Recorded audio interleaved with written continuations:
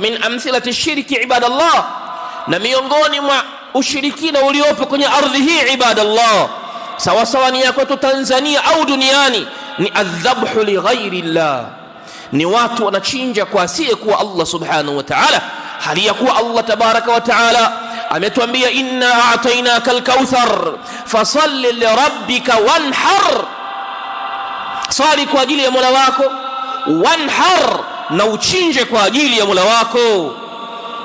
Lakini pia Allah akatuambia qul inna salati wa nusuki wa mahayaya wa mamati lillahi rabbil alamin, sema ewe Muhammad, hakika ibada zangu zote ninazozitenda za swala nazifanya lillah, ibada yangu ya kuchinja lillah.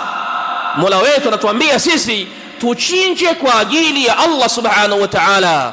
Lakini pia Abdullah ibn Abbas kama fi sunan Imam Abi Daud, kama fi musnad Imam Ahmad, Abdullah ibn Abbas anasema la'ana Allahu man dhabaha li ghairi llah, Allah amlaani yule anayechinja kwa asiye kuwa Allah subhanahu, asiyechinja kwa ajili ya Allah, Allah amlaani, apate laana ya Allah, awekwe mbali na huruma ya Allah subhanahu. La'ana Allahu man dhabaha li ghairi llah. Lakini pia fi Muslim min hadithi Abdullah ibn Abbas, Mtume sallallahu alaihi wasallam anasema mal'unun man sabba abahu, amelaaniwa yule ambaye anayemtukana baba yake, atakayemtusi baba yake amelaaniwa.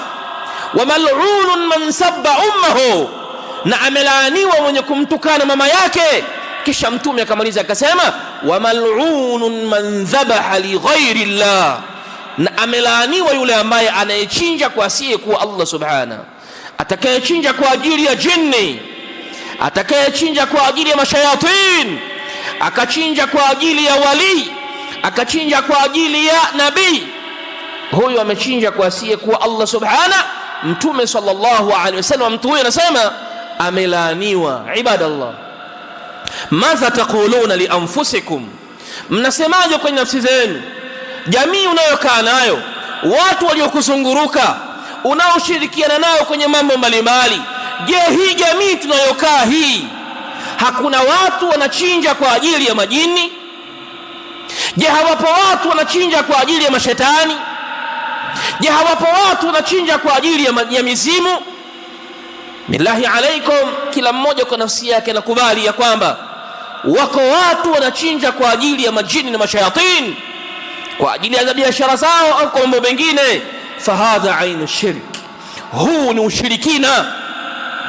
Kwa hiyo kukataa kwamba kwenye ardhi hizi hakuna ushirikina, muda wa kuwa watu wote wanasema la ilaha illa Allah, ni kweli wanasema la ilaha illa Allah, lakini wanatenda matendo ambayo yanavunja nguzo za la ilaha illa Allah, nalo ni jambo la ushirikina.